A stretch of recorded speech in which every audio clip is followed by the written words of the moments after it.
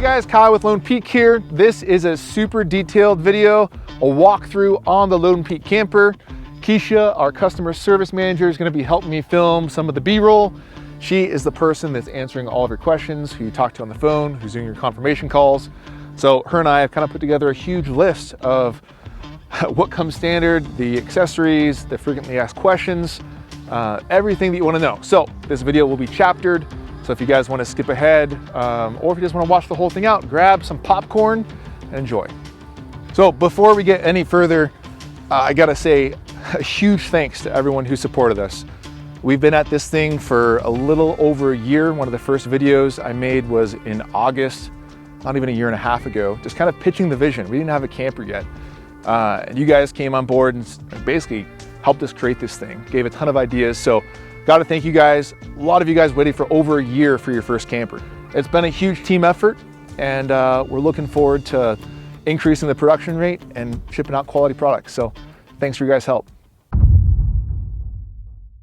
You guys have probably heard this before, but if you haven't, this whole thing started when my rooftop tent literally got sawed off my truck. I was on a hunting trip and we're in the woods for a week, and when I came back, somebody had taken a Sawzall to my rack, stolen my tent, stolen my motorcycle trailer, bashed out my windows.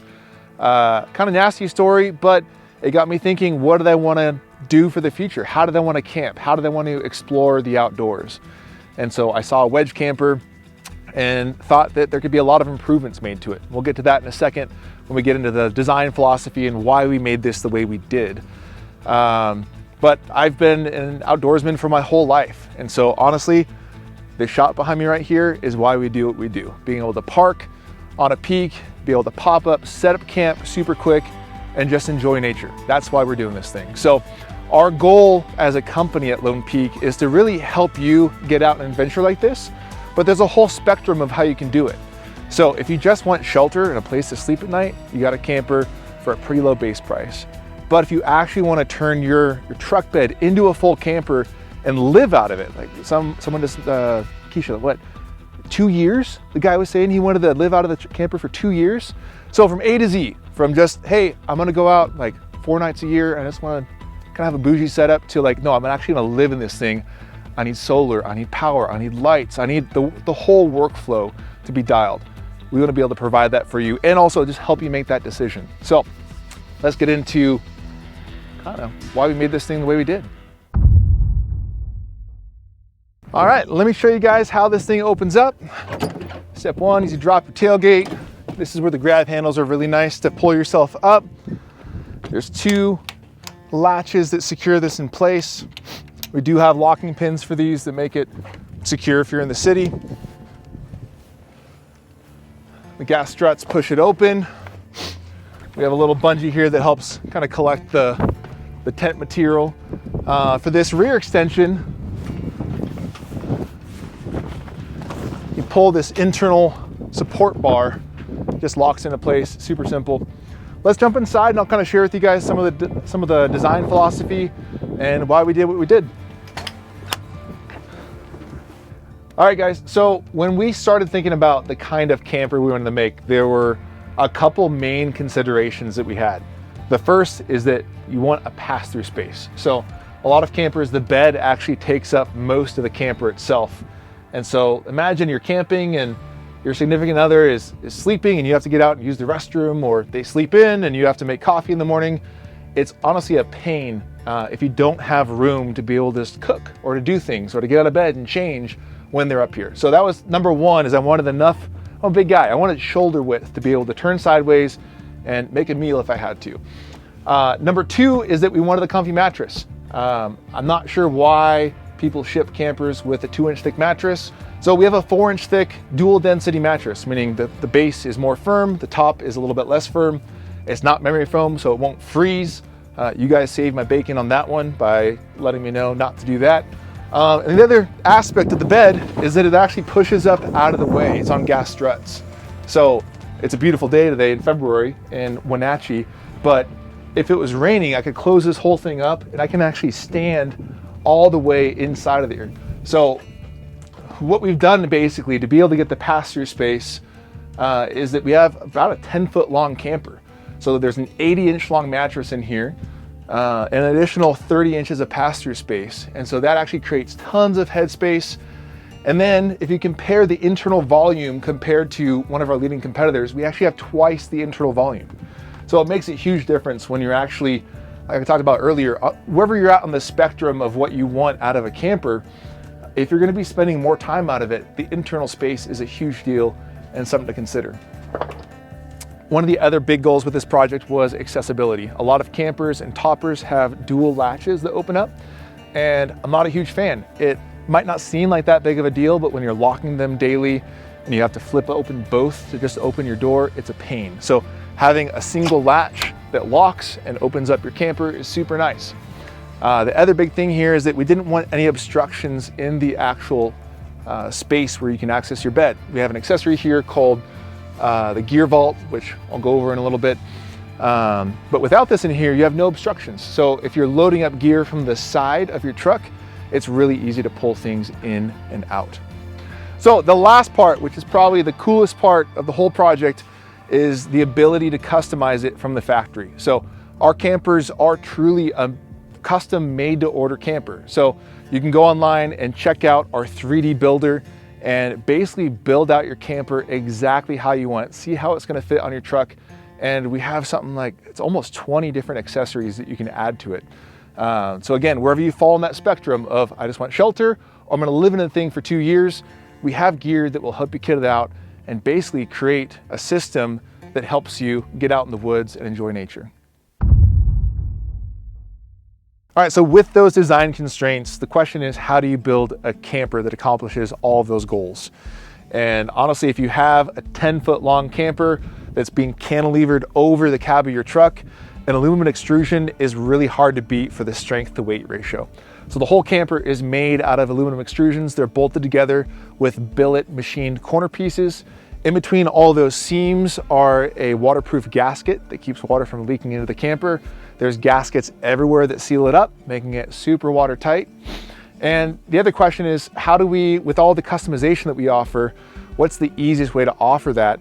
And so we chose aluminum composite panels as the skin that actually goes on top of the frame. And that allows us to basically same day throw a panel on our CNC router, cut out all of the accessories and features that you guys want, get it onto our build jig and build your camper instead of a traditional process that takes way more time. The other amazing thing about extrusions is that you have the ability to build in features, which one of those is a T-slot. So a T-slot is just a channel that's built in that allows you to mount whatever you want. And so honestly, even if you don't buy our camper, buy a camper that has T-slots, because you can mount, I mean, you can see like we mount everything using T-slots, the grab handles, all of our gas struts, juice box, our mounting puck system. We use them to actually assemble the camper, but then they're also there for you to make it your playground.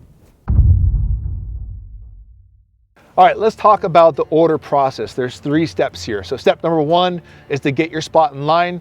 This means placing a full price, fully refundable deposit for your camper. You don't have to actually add accessories on at this point if you don't want to. So you can just buy a camper now and wait to add accessories at step 2, which is your confirmation call. This happens about a month before we build your camper. Kecia will reach out to you. And honestly, it's a pretty in-depth hour-long call going over all the options, making sure we're gonna build your camper exactly how you want it.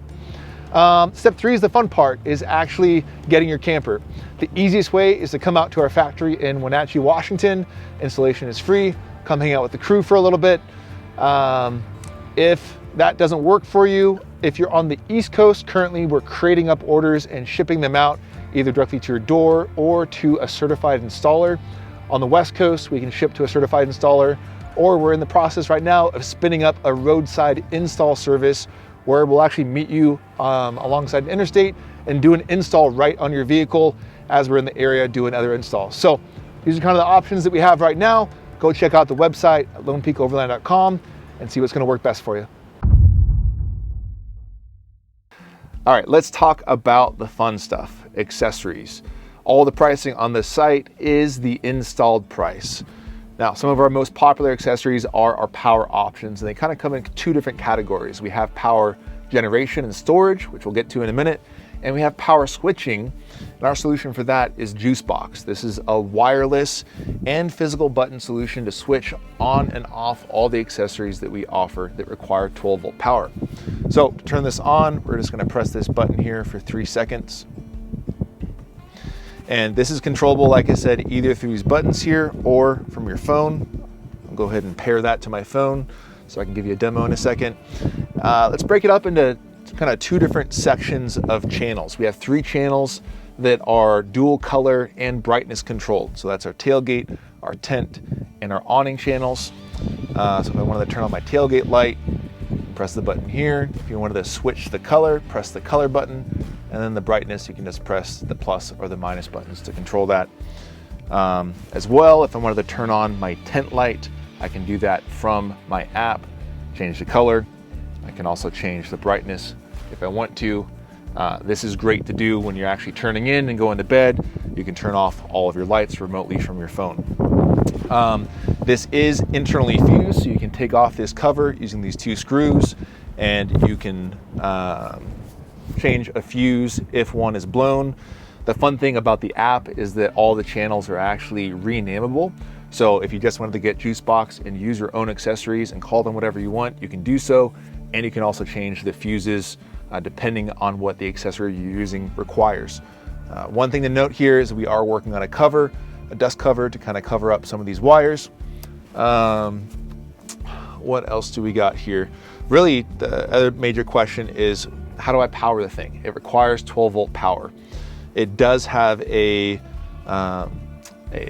a voltage limiter, so anything above 15 volts it will limit so that a voltage spike doesn't really burn out JuiceBox. So if you do have a battery that's over 15 volts, let us know. One other thing in the app, if we navigate to settings, I can rename it. I can see my voltage, I can see the temperature of the board, but then there's something that is the voltage cutoff, and you get 3 different options: 10.1, 11.4, and 11.8. And that is your low voltage cutoff. So we don't recommend attaching this to your main battery in your truck, but if you wanted to, that would actually protect that battery from being drawn down too low to where you couldn't start your truck. So it's kind of a safety net there if you do want to attach it. All right, JuiceBox does require 12-volt power. There's kind of 2 different options for that. One, if you basically want to charge a small battery in your house and bring it in your truck on your weekend adventures, like a Goal Zero or a Jackery, we do supply 10 feet of wire with just bare ends on the end. And these batteries typically have a 12-volt out, and they use different kinds of connectors on those. So you can purchase a connector, put it on the end of the wires, and just have a quick disconnect to be able to power JuiceBox if you just want to power up lights. Now, the other option is that you can have a separate battery in the bed of your truck if you're running with more power-hungry accessories like a fridge or a light bar, and this is super helpful for extended adventures. One cool thing about JuiceBox is it actually includes a USB charger that is built into the extrude rail itself, right next to the bed, so that you can charge your phone with either a USB-C or a USB-A. Super handy.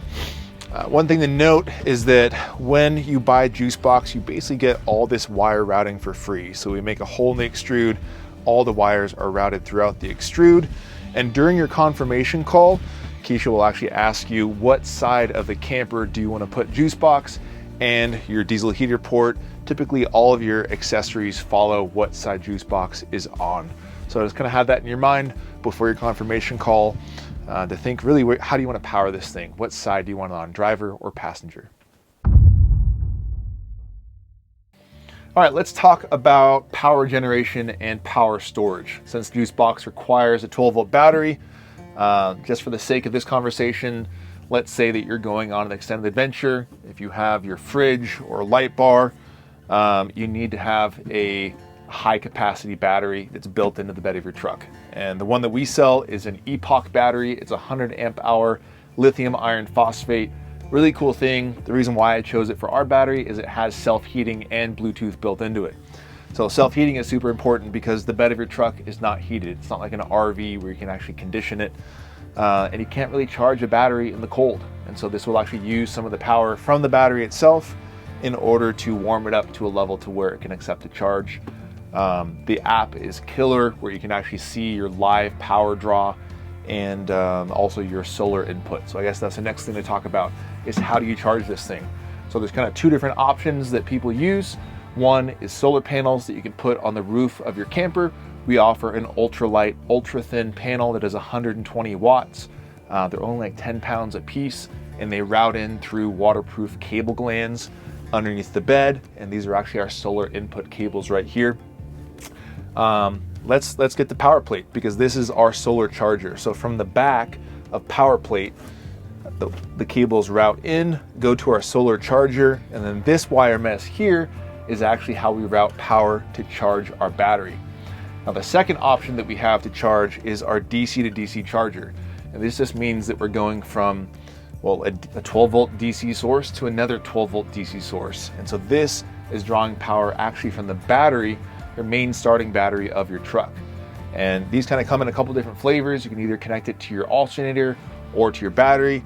The one that we chose connects to your battery, and it turns on when your battery is actually above 13 volts. So it's not going to drain your battery to charge this one when your car is off, but once your alternator turns on, it will turn on the DC to DC charger and flow current through and charge the battery in the bed of your truck. Now, all the wiring in here, we've tried to make as clean as possible. We actually use our cable guides to cover up the wire that runs power to juice box, and then also to run power over to your battery. If you don't have a built-in drawer system like this, we definitely recommend strapping this down to one of the anchors in the bed of your truck so your battery isn't rolling around. Let's talk about some of the specs here. So we said this guy is 100 amp hour lithium iron phosphate. Even if you don't get a battery from us, make sure to get a lithium iron phosphate. They can do up to 3,000 charge cycles. It's kind of what everyone's using these days. Our solar charger can receive up to 20 amps, which would charge this battery in no time, in like 5 hours. So it's more than enough current. Same thing with the DC to DC charger. We also include, so let's actually get to what is power plate. That's a great question. Power plate is basically where we put all of our different charging options and a 1,000 watt pure sine wave inverter. This guy turns on and draws very minimal current when there's nothing attached to it. So you don't have to worry about having to turn this thing off if you're worried about draining your battery. Has two plugs on the side. It actually shows you your live power draw. I've actually tested this with up to 1,200 watts. And it works totally fine. So power plate, we will install all these wires and accessories for you. So the goal of all this is I always have this battery charged. So right now it's sunny out. I'm charging this thing from the sun, but the car is not running. Let's imagine that tomorrow it's overcast and I'm on a road trip.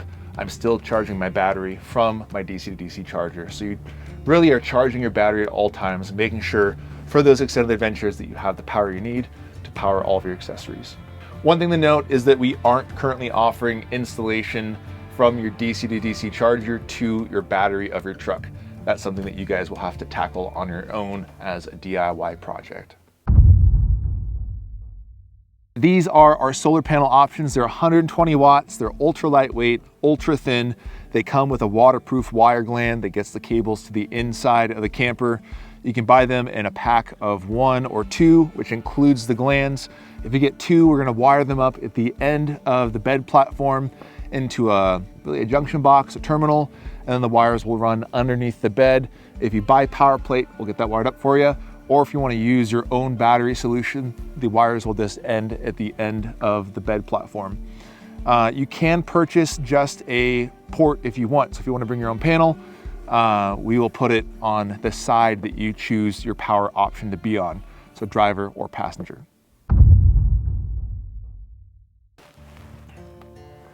If I had to choose just one light package, I would get the tailgate and the tent light. These guys are the most useful by far. I work off my tailgate all the time for parties, tailgating, getting gear out of my drawer system. It's a nice soft light. You can switch the color between white and amber. Then you can also change the brightness as well.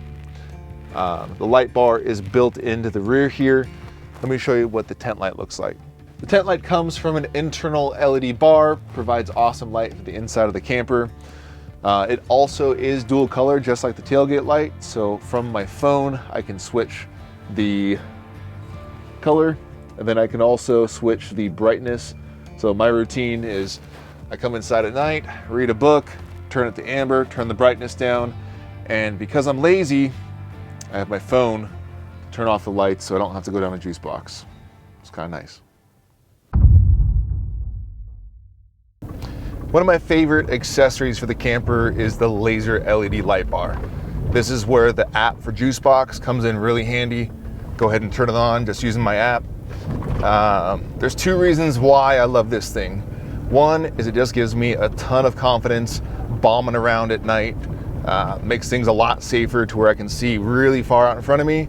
And two, this thing just looks badass. It's pretty cool. So the specs on it, 475 watts of power. It's a dual row laser LED light bar. So if you see the concentrated light in the middle out there, those are the laser LEDs that can shine almost a mile.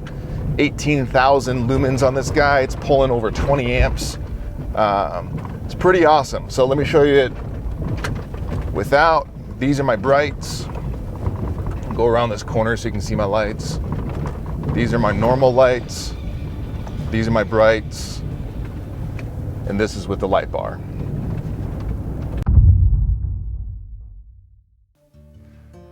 The side lights are designed for setting up camp. You roll in, you need light to set up camp chairs, start a fire.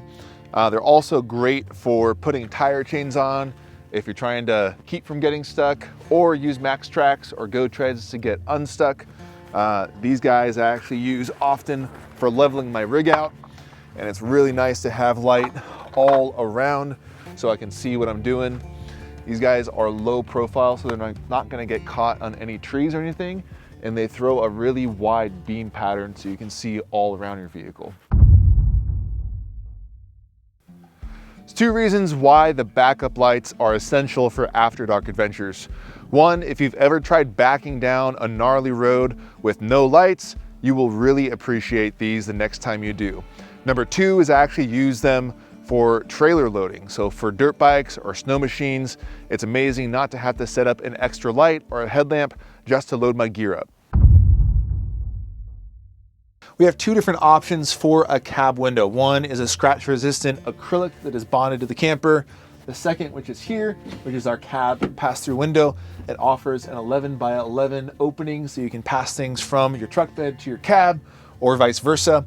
Honestly, I didn't think this would be that helpful, but once I started using it, I put lumber through here, I get beer out of here. It's pretty clutch. One other feature is that this does drop down, giving you access to the back window of your truck so that you can clean it. When you have a camper on here, it honestly gets dirty and it is hard to clean unless you have this dropping down. So I can just remove my Molle panel, power plate, easily drop it down and get it clean whenever I need to.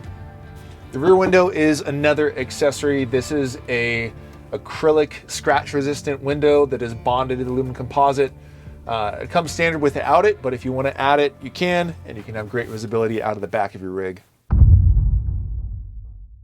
All right, one of the options we have available for you to organize and store your gear, while making it also accessible from the outside, is our gear vault.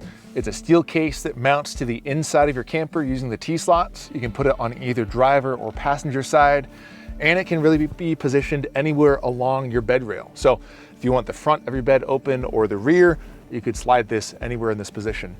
It includes these 4 gear bags. These are made for organizing and storing small to medium sized items like a med kit, maybe a small fire extinguisher, a jet boil. Those are super nice. It also includes this little bungee that helps you secure gear.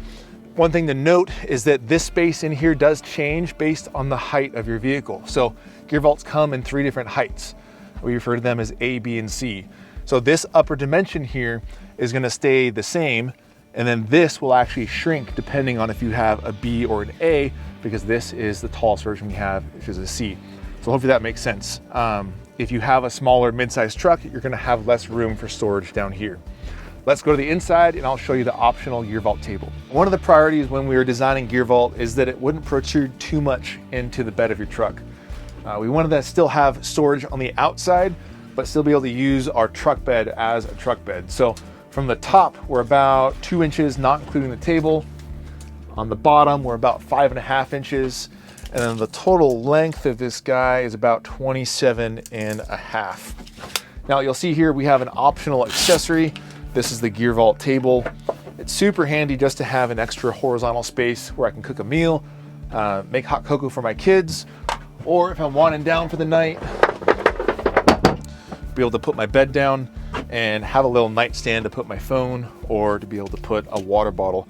The cool thing, and this is why the table actually folds up, is that you can fold it up and so it doesn't interfere with your bed when it's in the down position.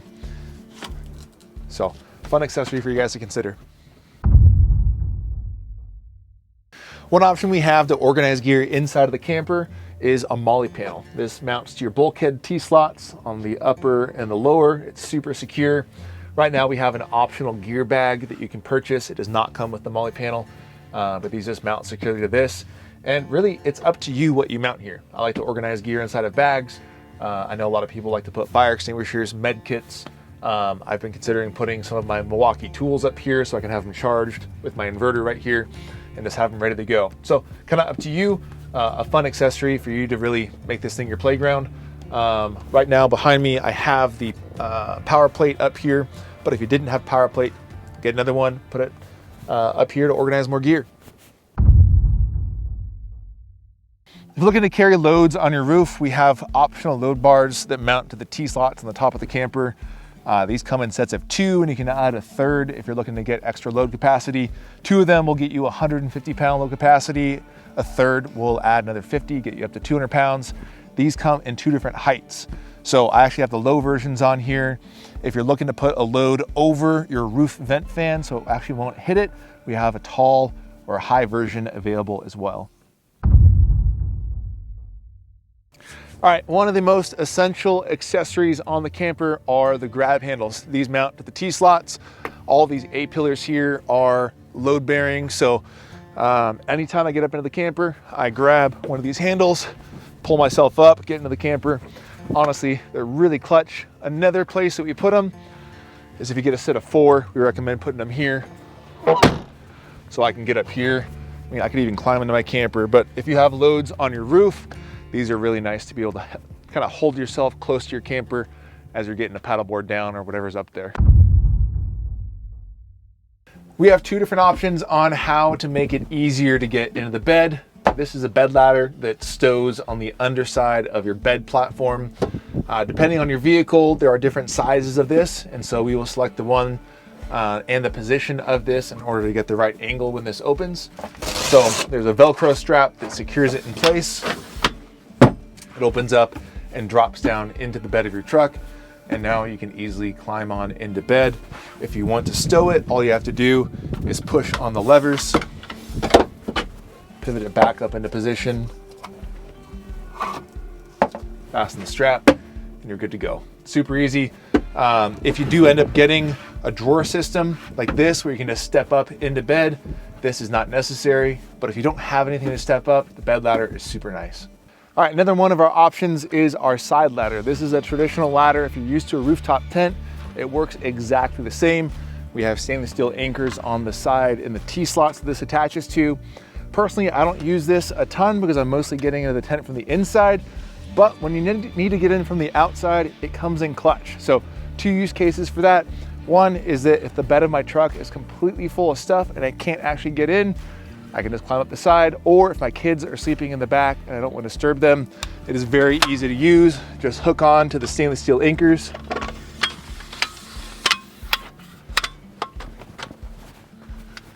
And you're good to go and access your bed from the side of the vehicle.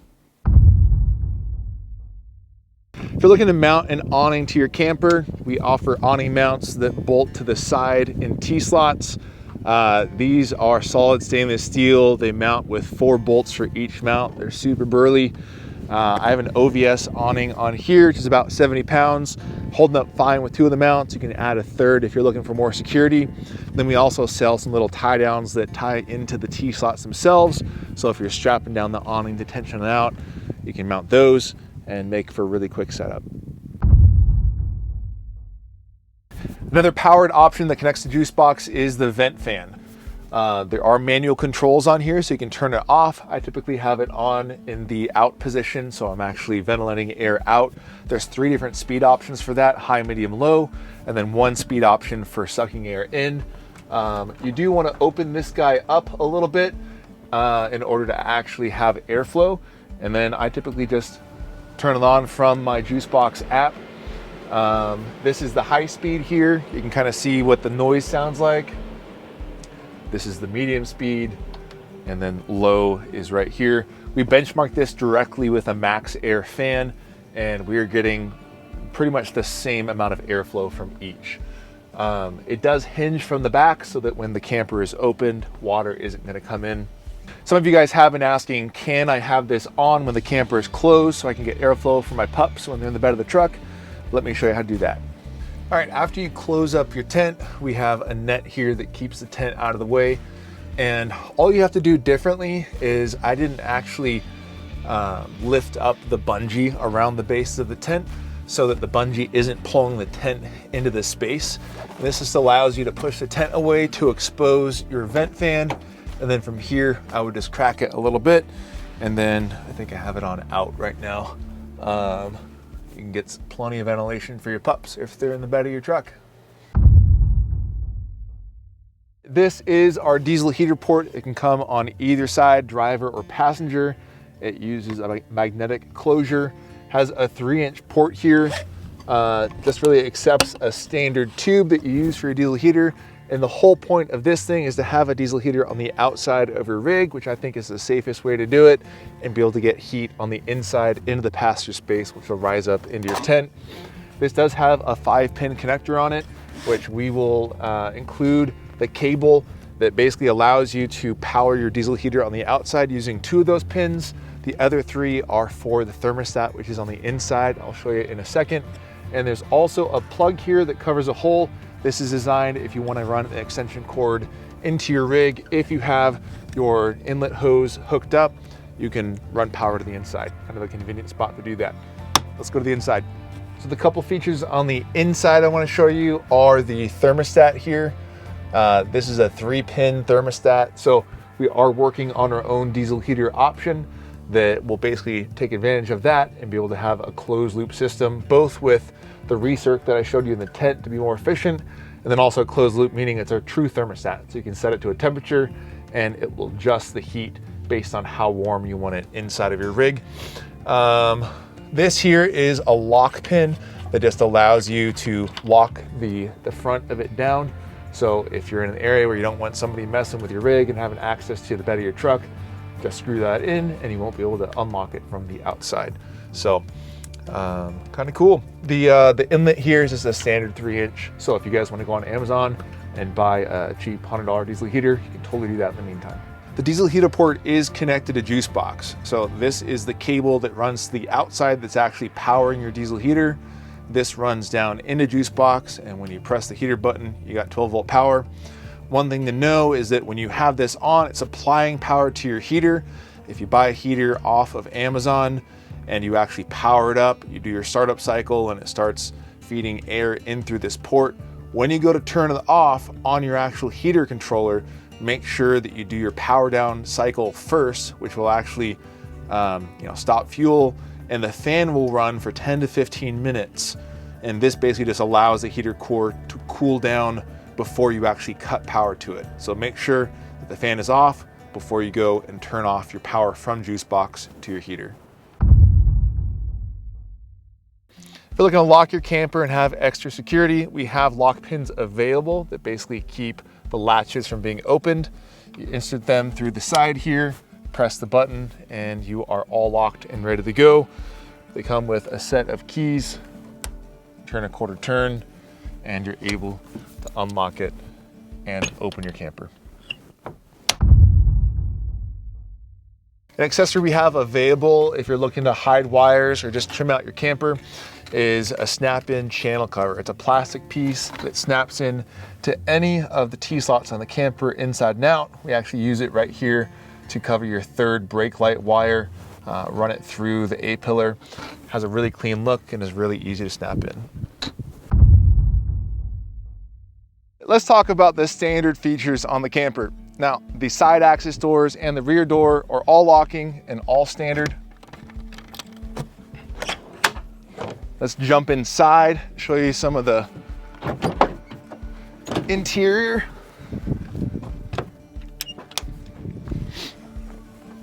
This bungee here comes with it. This kind of helps keep the tent out of the way when you close it up. This is one of the coolest features on the camper. This is the rear tent extension. And this combined with the 10-foot camper creates a ton of internal space, almost double of a normal wedge camper. There's also a net here that just kind of helps keep the tent out of the way, out of the bed of your truck when you close everything down. Let's jump inside here. We'll talk about the mattress. Mattress is 80 inches long, 4 inches thick. It's a dual density mattress, super comfortable. The entire bed platform is on gas struts and pushes away so that if you want to get out of a storm, just have more room inside of the bed of your truck. It's super helpful for that. This is what we call the dust killer vent here. This is a positive pressure vent that just kind of mitigates the dust intrusion from dust coming through your tailgate. These guys are your diesel heater port air return. So it's kind of a recirc vent. They're on both sides of the tent. So depending on what side you want your diesel heater port, you can hook it up, and it just actually makes your diesel heater more efficient because you're heating already heated air instead of cold air from the outside. Jump up here. This is our condensation vent. So this just kind of helps create airflow inside. It Velcro shut in case you're heating your tent. I typically just have these open. It'll close up fine even with them open. One thing to note is that the bug mesh on the tent itself is on the outside. Just makes setup way easier. Typically, when I roll up to a campsite, I'll have this zipped up. And so if the weather gets bad, I can just put up the blacked out waterproof material. But most of the time, I'm rolling with just this. The last standard feature on these guys are our actual mounting puck system. So it's a custom designed mounting puck system. It only takes about 4 bolts to take this on and off of your truck.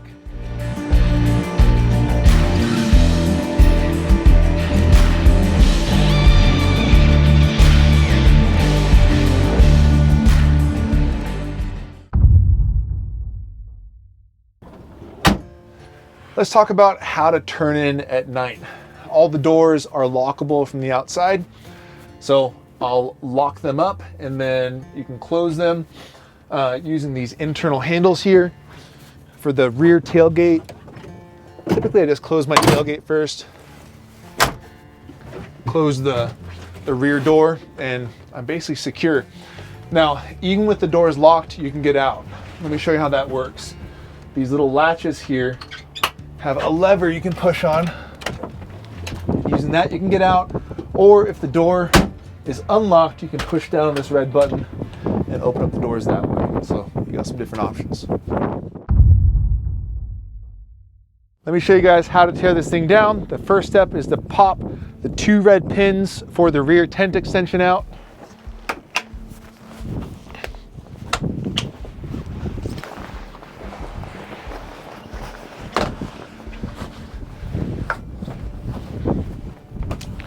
One thing to note is that all the tent material is unzipped right now. This goes a little bit smoother if the walls are actually zipped up, but it's not too bad. So next step is to put your bungee as high as possible. That kind of gathers the material. These gas struts are fairly stout. So this thing's designed to hold 80 pounds on the roof with it open. So if you're not a big heavy dude like I am, I recommend just grabbing this. Instead of pulling down, you can use your body weight to actually close the tent up. And then I do something called a double tuck. So we're gonna kind of do this in 2 different stages.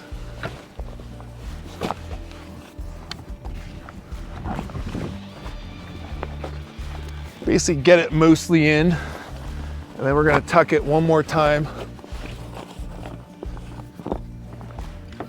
Make sure all of our material is inside. And then we just close up our latches.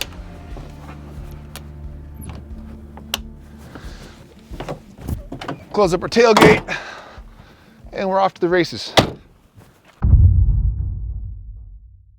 Let's talk about some specs of the camper. It's 10 feet long.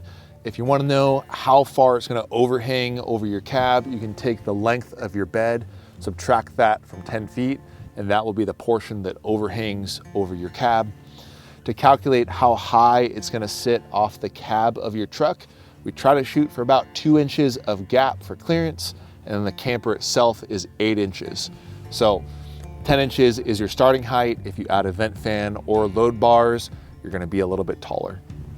The overall weight of the camper starts at 375 for a mid-size truck. Talking about bed sizes, all the bed platforms and mattresses are 80 inches long. And depending on the width of your vehicle, if you're a mid-size, you're between 50 and 52 inches wide. On a full size, between 52 and 54. All those mattresses are 4 inches thick.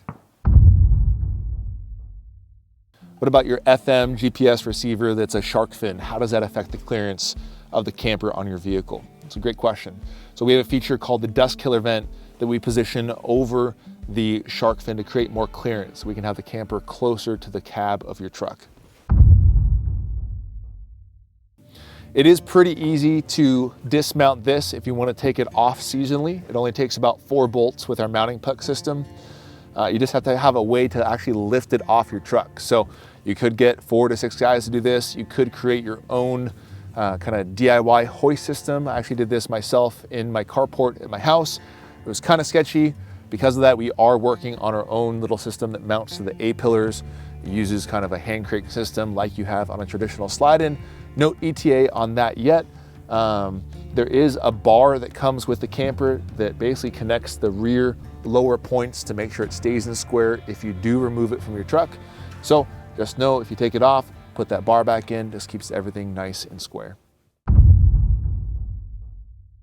If you have a Gladiator with the hardtop Freedom panels, you can remove the Freedom panels with the camper on there. Obviously, this is just that front Freedom panel. You can't take off the rear section because the camper's in the way, but at least you can get some sunshine above your head with the camper on there. Long beds, we have not forgotten about you guys. We are working on this. We just need to make sure that the gas struts and the door sections that we have can support the 8-foot bed. The longest right now we have is 6 3/4. So a little more R&D is needed before we can commit to this, but it is on the docket. The camper holds up remarkably well in the wind. I'm gonna cut to a video here of when my kids and I were on the Columbia, cross-loaded with a 30-mile-an-hour wind, and apart from some whistling, there was very little flapping going on.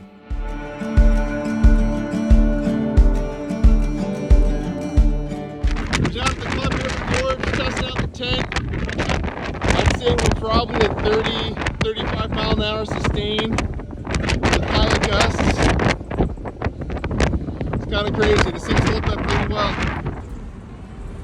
All right, we are inside with this sustained wind.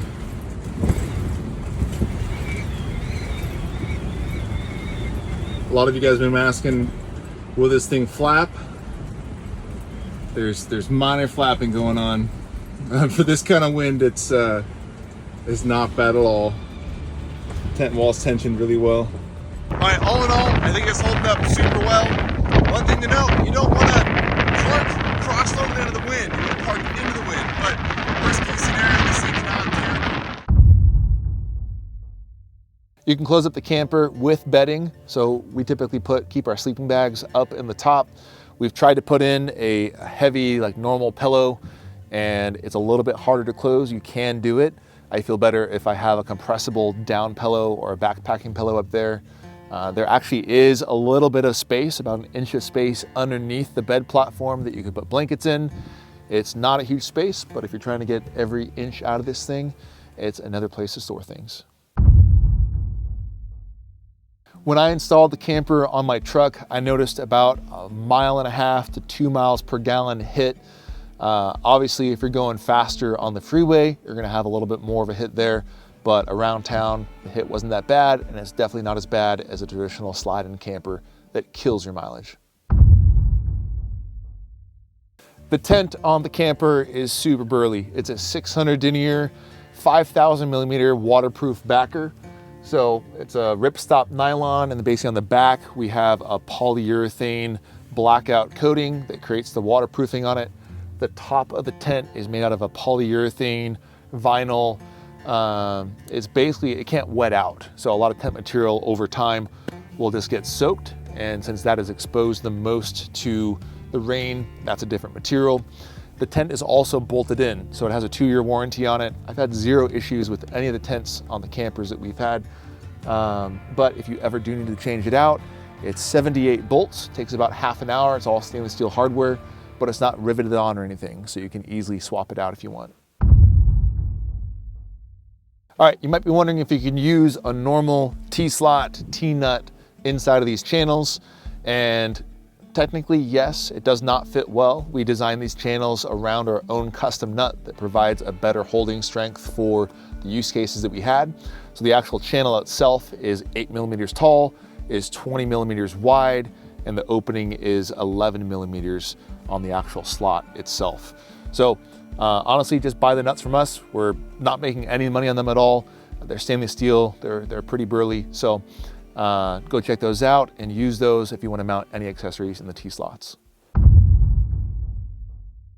We do have a tall version available for Tacomas. This is really if you have a roof rack on top of your vehicle that you don't want to remove, or you still want to try to use with the camper on top of there. It adds an additional 2 inches of clearance for a total of 4 inches above your cab. A good rule of thumb is if your rack on top of your Tacoma is basically even with your shark fin, the tall version will work for you and will have proper clearance. All right, this one is kind of up in the air. If you're just doing highway driving, you probably don't need to adjust your suspension at all.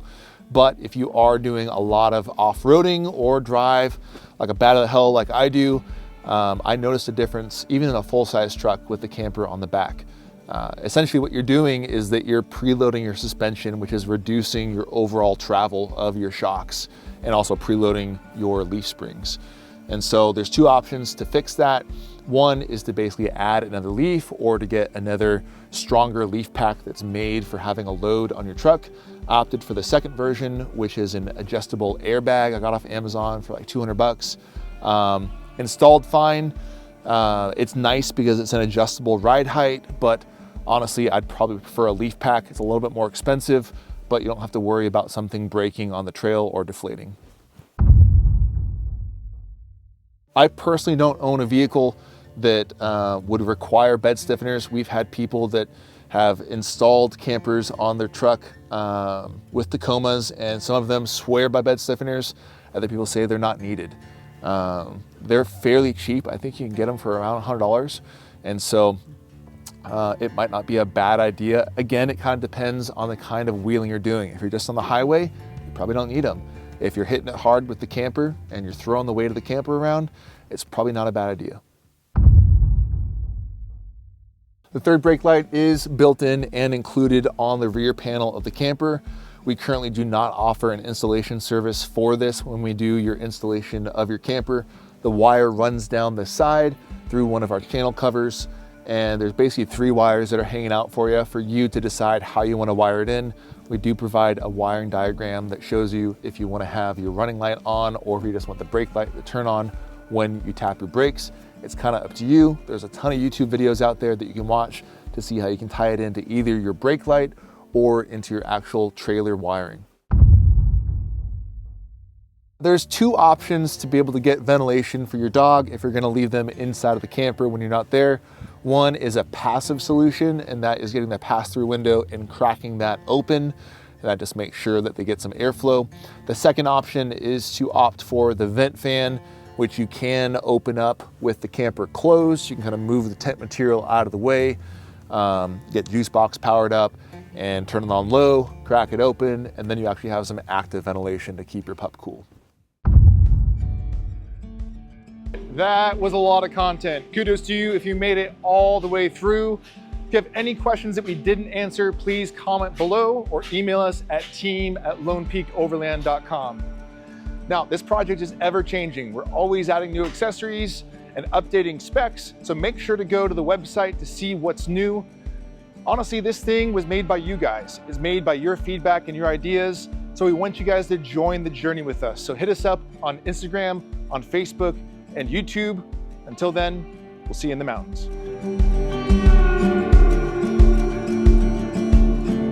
Dance off, bro. That's gonna make it in the video right there. Oh no. Power button. Don't forget it. There's power to it. You need that. We'll make a cover for it. Don't worry. This thing takes care of everything. Get all the accessories. Easy good. Easy good.